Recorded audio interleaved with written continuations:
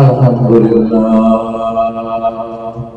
الحمد لله نحمده ونستعينه ونستغفره ونؤمن به ونتوكل عليه ونعوذ بالله من شرور أنفسنا ومن سيئات أعمالنا من يهده الله فلا مضل له ومن يضلله فلا هادي له وأشهد أن لا إله إلا الله وحده لا شريك له وأشهد أن محمدا عبده ورسوله أما بعد فأعوذ بالله من الشيطان الرجيم بسم الله الرحمن الرحيم يا أيها الذين آمنوا اصبروا وصابروا ورابطوا واتقوا الله لعلكم تفلحون صدق الله العلي العظيم قال النبي صلى الله عليه وسلم الإيمان بضع وسبعون شعبة فأفضلها لا إله إلا الله والحياء شعبة من الإيمان أو كما قال النبي صلى الله عليه وسلم رب اشرح لي صدري ويسر لي أمري واحلل عقدة من لساني يفقهوا قولي رب اشرح لي صدري ويسر لي أمري واحلل عقدة من لساني يفقهوا قولي رب اشرح لي صدري ويسر لي أمري واحلل عقدة من لساني يفقهوا قولي رب اشرح لي صدري ويسر لي أمري واحلل عقدة من لساني يفقهوا قولي عزیز دوستوں مسلمان بھائیوں اللہ تبارک و تعالیٰ کے مقدس کلام سے ایک آیت کریمہ تلاوت کی ہے اور حضور اکرم صلی اللہ علیہ وسلم کی حدیث سے حدیث پڑھی ہے دعا ہے کہ اللہ تبارک و تعالیٰ مجھے صحیح سمجھانے کی توفیق عطا فرمائے آپ کو صحیح سمجھنے کی توفیق عطا فرمائے دعا ہے کہ اللہ تبارک و تعالیٰ کو سچ کہنے کی توفیق عطا فرمائے دعا ہے کہ اللہ تبارک و تعالیٰ سمجھانے اور سمجھنے کے بعد مجھے اور آپ کو تمام عالم کو اللہ تبارک و تعالیٰ اعمال صالح کرنے کی توفیق عطا فرمائے سارے ساتھی بلند آواز سے درود شریف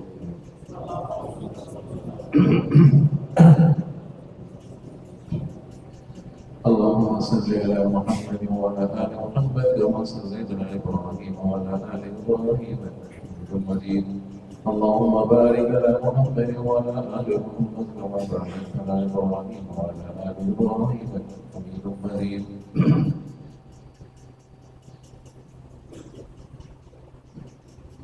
دین کے دو شعبے ہیں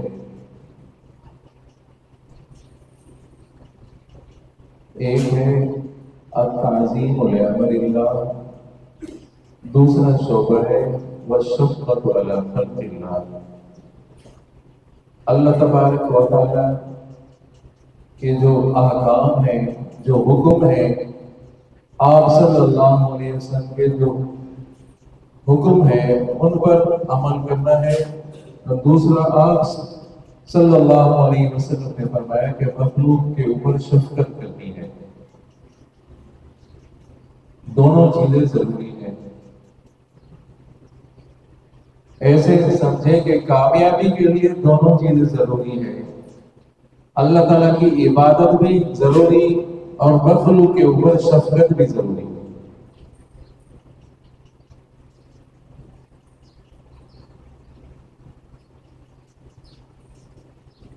جو حدیث پڑھی آپ صلی اللہ علیہ وسلم نے فرمایا کہ ایمان کی 70 سے زیادہ شاخیں ہیں، 70 سے زیادہ ایمان کی شاخیں ہیں، اور وہ پہلی جو شاخ ہے وہ ہے لا الہ الا اللہ، آخری جو شاخ ہے ٹہنی ہے وہ ہے اماطۃ الاذی عن الطریق، راستے سے تکلیف والی چیز کو ہٹانا۔ توجہ کریں، ایک درخت ہو، اس درخت کی ٹہنیاں ہیں، ایک اوپر والی ٹہنی ہے، ایک آخری ٹہنی ہے۔ اوپر والی جو ٹہنی ہے وہ لا الہ الا اللہ، آخری جو ٹہنی ہے وہ ہے اماطۃ الاذی عن الطریق، راستے سے تکلیف والی چیز کو ہٹانا۔ اسلام یہ ہے جی، دونوں پر عمل کرنا ضروری ہے، عبادت بھی ضروری، مخلوق کے اوپر شفقت کرنا بھی ضروری۔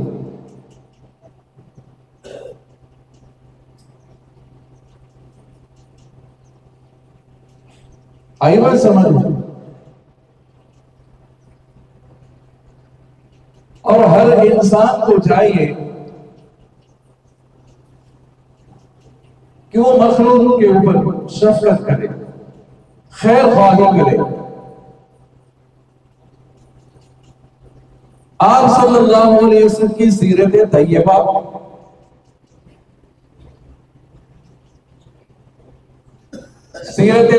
کیا سکھاتی ہے؟ آپ صلی اللہ علیہ وسلم کا سامنا ایک بوڑھی عورت سے ہوا، توجہ، ایک بوڑھی عورت سے، وہ سامان اٹھا کر، گٹھڑی اٹھا کر وہ مکہ مکرمہ سے نکل رہی ہے، جا رہی ہے۔ اماں کہاں جا رہی ہے؟ تو کہاں جا رہی ہے؟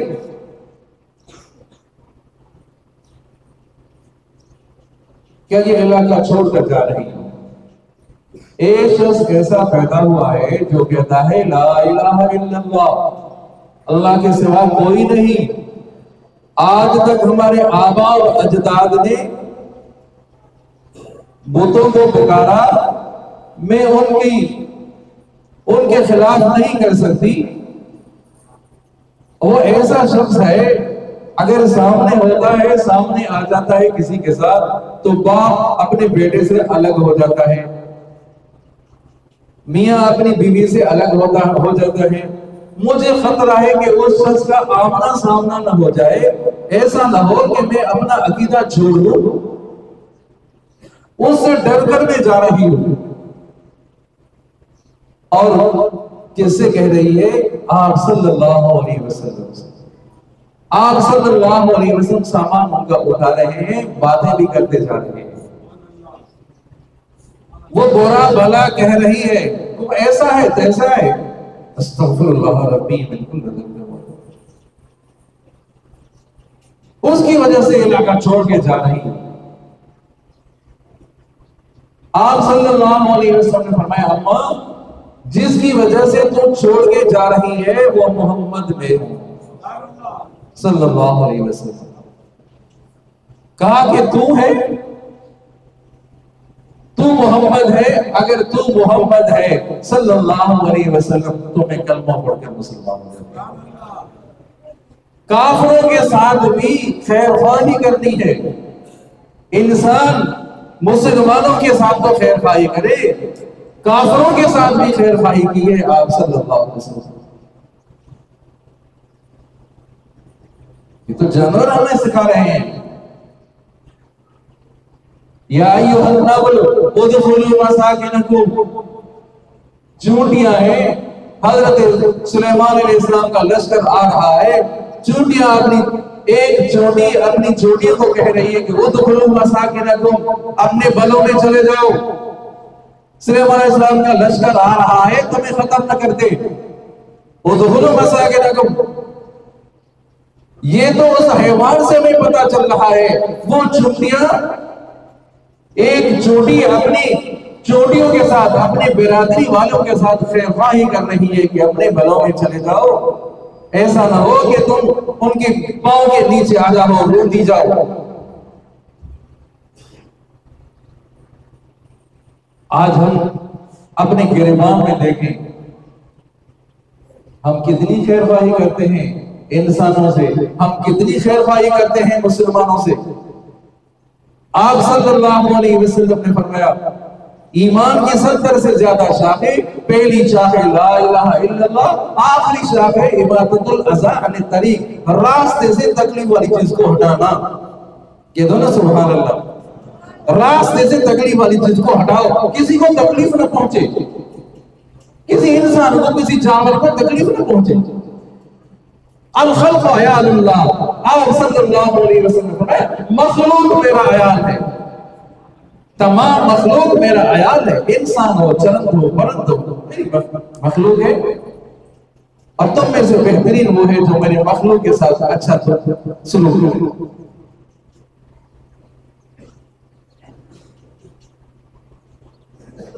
الخلق عیال اللہ، مخلوق اللہ کا عیال ہے۔ احمد رفاعی رحمۃ اللہ علیہ بہت بڑے ولی شخص گزرے ہیں،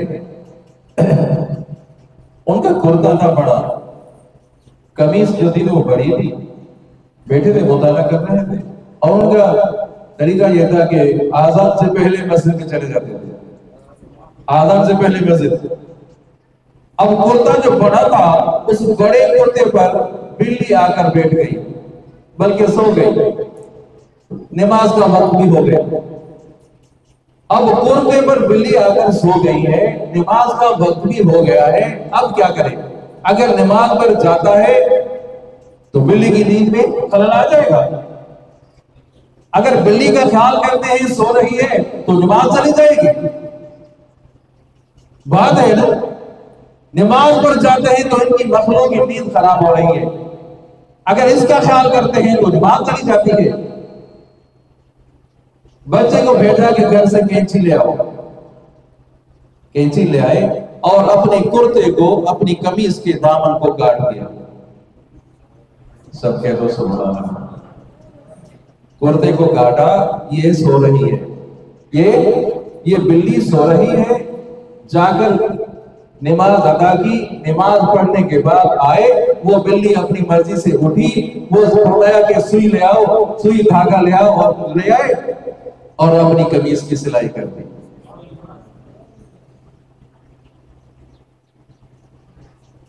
یہ ہے خیرخواہی کرنا۔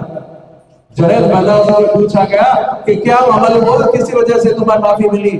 جنید بغدادی نے کہا کہ میں نے یہ سمجھا تھا کہ مجھے جو معافی مل رہی ہے عبادت کی وجہ سے مجھے معافی ملے گی، عبادت کی وجہ سے مجھے جنت ملے گی۔ اللہ تعالیٰ نے فرمایا کہ جنید بغداد کی گلیوں میں گھوم رہا تھا، بلی کے اوپر جو نے کمبل رکھا تھا، چادر رکھی تھی، اس کی وجہ سے تمہیں معافی مل گئی ہے۔ التعظیم لامر اللہ والشفقۃ علی خلق اللہ، مخلوق کے اوپر شفقت کرنی ہے۔ آج ہم اپنا نفع دیکھیں، مجھے نفع ملے، دوسروں کو نفع پہنچے نہ پہنچے، مجھے تکلیف پہنچنی ہے تو 1000 نفع پہنچے، مجھے نفع پہنچے۔ آپ صلی اللہ علیہ وسلم کی سیرت طیبہ کیا سکھاتی ہے؟ آپ صلی اللہ علیہ وسلم نے فرمایا اس شخص کو جنت مل گئی جس شخص نے راستے سے تکلیف والی چیز کو ہٹایا۔ ایک درخت پر آنے جانے والوں کو تکلیف پہنچ رہی تھی، اس درخت کو کاٹا، اللہ تعالیٰ نے اس کی وجہ سے جنت دے دی۔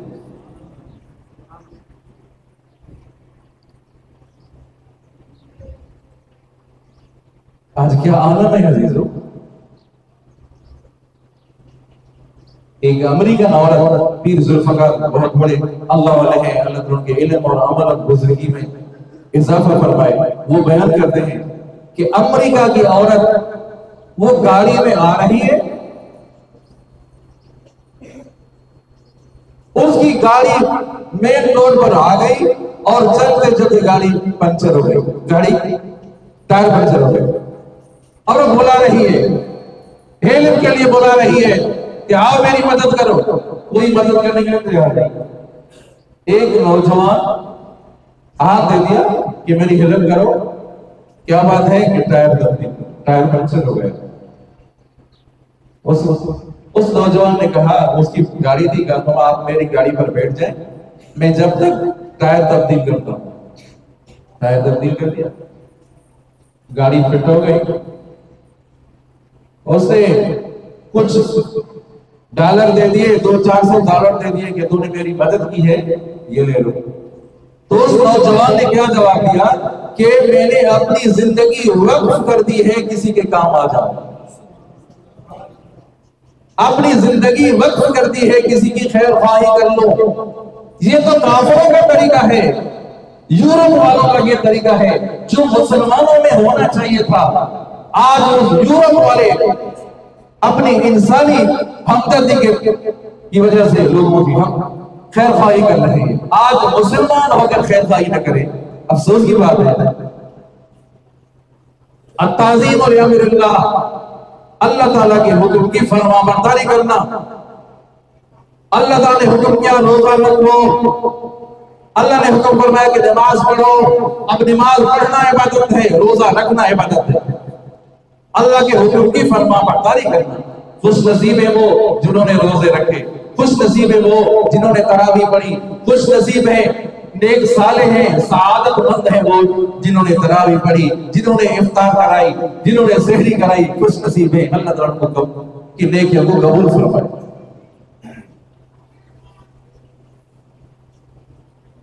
اللہ کا حکم ہے نماز پڑھو تو نماز پڑھنی ہے، چونچنا نہیں کرنی. روزہ رکھو، روزہ رکھنا ہے. چونچنا میں تو بیمار ہوں، میں تو مصروف ہوں، میں تو کام کاج مزدوری کرتا ہوں. اللہ کے حکم کو توڑ رہے ہیں، بیوی کے حکم کو توڑ نہیں سکتے، دوست کے حکم کو توڑ نہیں سکتے. اللہ کے حکم کو روزہ نہ توڑ رہے، پرواہ نہیں ہے. اللہ تبارک و تعالیٰ کتنے مہربان ہیں، کتنے مہربان ہیں. اس سے معلوم درود شریف بلند آواز سے جن احباب نے فطرہ عطا نہیں کیا ان سے گزارش ہے کہ اپنا فطرہ عطا کریں. اپنے گھر والوں کی تعداد کے لحاظ سے سمجھا تھا ایک فطرہ، ایک آدمی کا فطرہ 300 روپے ہے. تو آپ صلی اللہ علیہ وسلم نے فرمایا ان رحمتی غلبت علی غضبی. اللہ تعالیٰ کی رحمت وسیع ہے، اللہ تعالیٰ کی رحمت وسیع ہے.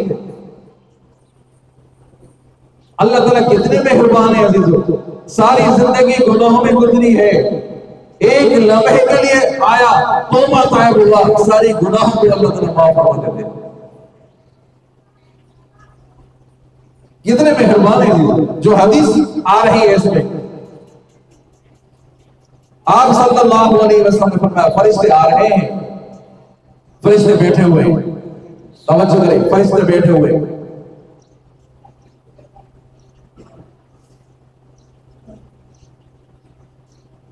حلقہ ان کی ڈیوٹی یہ ہے کہ جہاں حلقہ، جہاں ذکر اذکار ہو وہاں بیٹھ جاؤ. جہاں میرے بندے مجھ سے مانگ رہے ہیں وہاں آ کر بیٹھ جاؤ. فرشتے بیٹھے ہوئے. اب مجلس برخاست اور یہ اوپر جا رہے ہیں، فرشتے اوپر جا رہے ہیں. اللہ تعالیٰ فرما رہے ہیں کہ کیا مانگ رہے تھے مجھ سے کیا مانگ رہے تھے؟ یا اللہ جنت مانگ رہے تھے. کس چیز سے پناہ مانگ رہے تھے؟ یا اللہ جہنم سے پناہ مانگ رہے تھے. اگر جنت دیکھی ہوتی تو زیادہ طلب کرتے، اگر جہنم کی دیکھی ہوتی تو اور زیادہ پناہ مانگتے.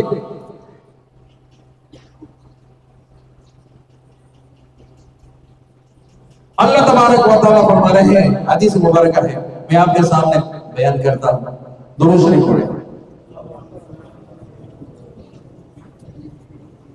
قال رسول اللہ صلی اللہ علیہ وسلم فَإِذَا كَانَ يَوْمَ عِيدِهِمْ یعنی یوم فطرہم باہا بہم ملائکتہ فقال یا ملائکتی ما جزاء اجیر وفا عملہ قالوا ربنا جزاء ان یوفا اجرہ قال ملائکتی عبیدی و امائی قضوا فریضتی علیہم ثم خرجوا یعجون الى الدعاء وعزتی وجلالی وکرمی وعلومی وارتفاع مکانی لأجیبنہم فیقول ارجعوا قد غفرت لکم وبدلت سیئاتکم حسنات.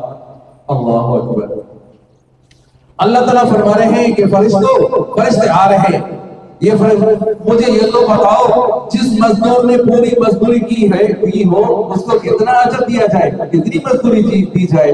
تو فرشتے کہتے ہیں یا اللہ ان کو پوری مزدوری دی جائے۔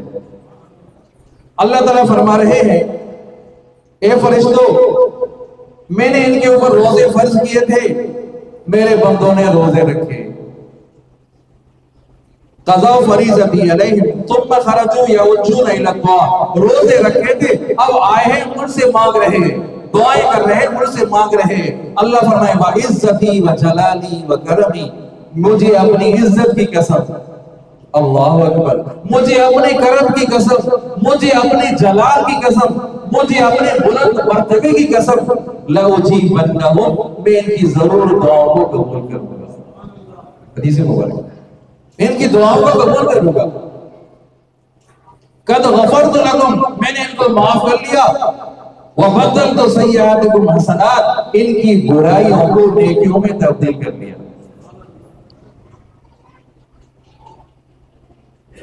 جو بھی بندہ نیکی کرتا ہے اس کا دنیا میں ہی اثر ظاہر ہوتا ہے، اور نیکی کا اثر جو لوگ نیکی کرتا ہے اس کو تو فائدہ ملے گا ہی ملے گا، بچپن میں نیکی کی، جوانی میں فائدہ ملے گا، جوانی میں نیکی کی، بوڑھپ میں فائدہ ملے گا، اس نیکی کا اثر ساتوں پشتوں تک چلے گا۔ جو نیکی آپ کر رہے ہیں اس نیکی کا اثر ساتوں پشتوں تک چلے گا۔ اسی طرح جو آپ گناہ کر رہے ہیں اللہ تعالیٰ پناہ میں رکھے، یہ نہ سمجھو کہ یہ میں گناہ کر رہا ہوں، نہیں، اس گناہ کی نحوست، اس کا اثر ان کی اولاد نے، اس کی اولاد میں 7 پشتوں تک چلتا ہے۔ ان گناہوں کی نحوست 7 پشتوں تک چلتی ہے۔ حدیث مبارکہ آپ کو معلوم ہے، جو واقعات آپ کو معلوم ہے، آپ صلی اللہ علیہ وسلم نے فرمایا، میں آپ کو فقط یاد دہانی کرا رہا ہوں، آپ صلی اللہ علیہ وسلم کا فرمان ہے کہ 3 شخص تھے، آخری حدیث ہے، 3 شخص تھے، چل رہے تھے، بارش پڑی غار میں چلے گئے۔ بنی اسرائیل کے 3 شخص بارش پڑی غار میں چلے گئے، بڑا پتھر آیا، چلتا ہوا وہ غار کے منہ میں آ کر بیٹھ گیا، غار کا سوراخ بند ہو گیا، سوراخ غار کا بند ہو گیا۔ اب کیا کریں؟ اب موت سامنے ہے، اندھیرا ہے، موت سامنے ہے۔ اب ہر ایک نے کہا کہ اپنی نیکیوں کو یاد کرو، ان کوئی نیکی کی ہے اللہ تعالیٰ کو نیکی کا وسیلہ دے دو، یا اللہ جو یہ نیکی کی تھی آپ کے لیے کی تھی۔ ایک شخص کہنے لگا میرے بوڑھے والدین تھے، میں چرواہا تھا، اب میرے دودھ پہلے والدین کو پلاتا تھا۔ کہتے ہیں سبحان اللہ، خوش نصیب ہیں وہ عزیزوں جن کے والدین موجود ہیں، والدین سے دعائیں لے لیں اور جنت چلے جائیں۔ لا تعبدون الا اللہ وبالوالدین احسانا، اللہ تعالیٰ نے اپنی عبادت کے ساتھ والدین کا ذکر کیا، والدین کی اطاعت کریں، والدین کی فرما برداری کریں، جنت چلے جائیں۔ جس طرح نماز فرض ہے، جس طرح روزہ فرض ہے، اسی طرح والدین کی فرما برداری کرنا بھی فرض ہے۔ میرے بوڑھے والدین تھے، بچے روتے تھے، پہلے میں ان کو پلاتا تھا، والدین خوش ہو جائے، اس وجہ سے کہ اللہ کا حکم ہے کہ والدین کی اطاعت کرو، والدین کو راضی کرو۔ اب اس شخص نے یہ جو کہا کہ میں نے والدین کی، پہلے والدین کو پلاتا تھا، یا اللہ بوڑھے تھے پہلے ان کو پلاتا تھا، پتھر تھوڑا ہل گیا، آسمان نظر آنے لگا۔ سارے کہہ دو نا سبحان اللہ، شاید بات آپ کے سمجھ میں نہیں آ رہی، تھوڑا کھل گیا، آسمان نظر آنے لگا۔ اس نے کہا قسم لمبا ہے، میں تو مختصر کرتا ہوں، ایک دفعہ دیر ہو گئی، چرواہا دیر ہو گئی، والدین سو رہے تھے، اور میں دودھ کا پیالہ لے کر کھڑا رہا کہ پہلے والدین کو پلاؤں گا۔ وہ اپنی مرضی سے اٹھے، پہلے والدین کو دودھ پلایا، یا اللہ یہ جو عمل کیا تھا تیرے لیے کیا۔ دوسرا کہنے لگا مزدور تھا میرے پاس، میں مزدوری کرا رہا، جگہ بنا رہا تھا، ایک مزدور کوئی ناراض ہوا، وہ چلا گیا، مزدوری نہیں لی اور چلا گیا۔ میں نے اس کی مزدوری سے، ان کے پیسوں سے کاروبار شروع کیا، کاروبار بڑھتا گیا، جانور ہو گئے، بڑا ہو گیا، بڑا نفع ہو گیا، کافی مدت کے بعد آیا کہ اللہ سے خوف کرو مجھے اپنا حق دے دو۔ میں نے کہا بھائی وہ جو تمہارے پیسے تھے مزدوری میں نے کاروبار میں لگائے تھے وہ سارا مال بڑھ گیا ہے، وہ تمہارا ہے۔